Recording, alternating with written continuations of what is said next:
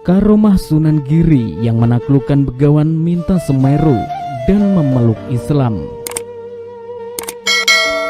Raden Paku atau Ainul Yakin atau yang lebih masyhur di kalangan masyarakat dengan sebutan Sunan Giri.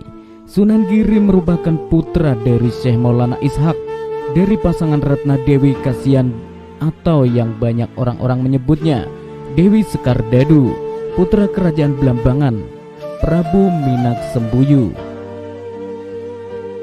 Begawan Minta Semeru adalah orang yang keilmuannya tinggi dan terkenal kesaktiannya, tak kalah saing dengan Sunan Giri menurut akal sehat kita.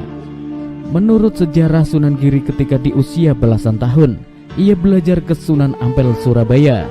Di usia itu pula karomahnya mulai nampak. Sunan Giri yang dari Gresik tiap hari ke Surabaya sama sekali tak merasakan capek. Padahal waktu itu belum ada kendaraan bermotor. Dari Gresik Surabaya, ia mampu lewati dengan selangkah dua langkah saja dalam sekejap, dan akhirnya langsung sampai ke Surabaya. Namun karena sebelumnya Sunan Ampel atau Syekh Maulana Malik Ibrahim tidak mengetahuinya, merasa kasihan karena jarak tempuh yang amat jauh dari Gresik Surabaya, dan menyuruh beliau Sunan Giri yang kala itu masih bernama Raden Paku untuk mondok saja di Ampel Delta agar tidak lelah saat pulang pergi. Begawan Minta Semeru pun tak jauh beda keilmuannya. Ia bisa membuat apa saja yang ia kehendaki dengan cara mengheningkan cipta dan mampu berlari di atas angin. Menurut kita, jelas ilmu kanuragan Begawan sangat tinggi. Singkat kabarnya, akhirnya si Begawan mendengar kata Sunan Giri dan karomahnya sangat tinggi.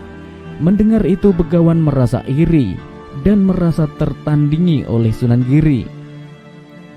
Begawan langsung menuju ke kediaman Sunan Giri, tepatnya di pondok pesantren Giri. Dalam sekejap, ia sudah sampai di pintu gerbang pesantren. Kedua penjaga pintu itu pun kaget campur terkejut. Yang tadinya asli sama sekali tak ada orang, tiba-tiba datang Brahmana dengan sendirinya. Begawan langsung bilang ingin berjumpa dengan Sunan Giri. Penjaga pintu pun langsung menyampaikannya ke Sunan Giri setelah selesai sholat berjamaah. Sunan Giri menyambut Begawan dengan ramah, sebagaimana katanya bahwa seorang tamu adalah raja yang harus dihormati. Setelah jabat tangan, Sunan Giri menanyakan maksud apa Begawan datang. Tak lain jawabannya hanya ingin mengadu kekuatan dan kesaktian.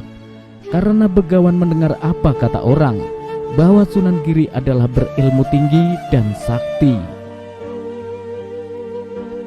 Mendengar jawaban itu, Sunan Giri sungguh tak menyangka dengan maksud yang sangat di luar dugaan. Kemudian sampailah adu kesaktian. Begawan sendiri langsung memutuskan perjanjian. Jika nantinya kamu Sunan Giri kalah akan dibunuh.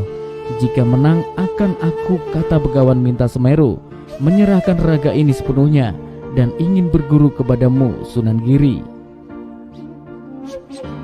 Saat itu pula tiba-tiba Begawan menyerang Sunan Giri dengan tenaga dalamnya dan membakar dada Sunan Giri dengan telapak tangannya. Sunan Giri tetap duduk saja sambil memegang tasbih di tangan kanannya. Badannya benar terbakar.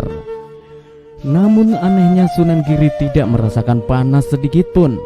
Begawan mandi keringat dengan sendiri dan tak berhasil. Tak mau menyerah, Begawan terus berusaha menaklukkan Sunan Giri.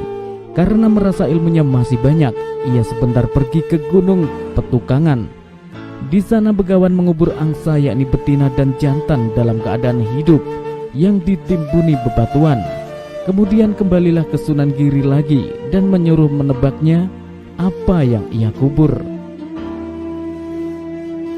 Sunan Giri hanya tersenyum saja dan menjawab, "Itu yang kamu kubur hidup-hidup adalah ular naga."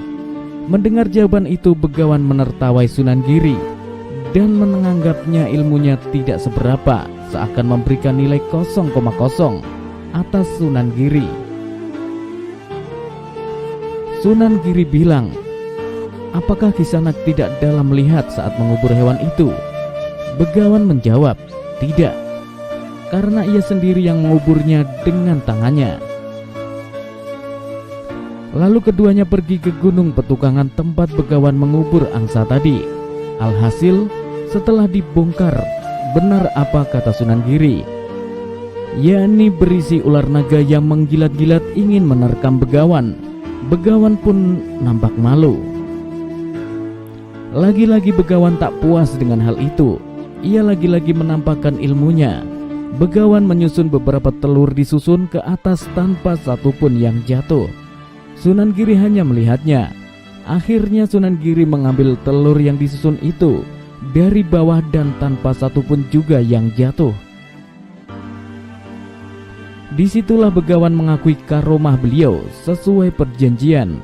Begawan akhirnya masuk Islam dan menyerahkan raganya serta berguru kepada Sunan Giri.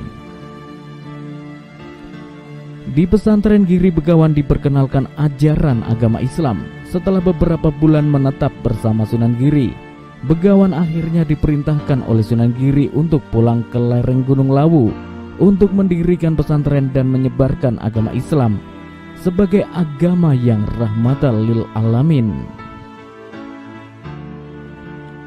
Itulah segelumit karomah Sunan Giri yang mampu mengislamkan Begawan Minta Semeru berkat karomahnya.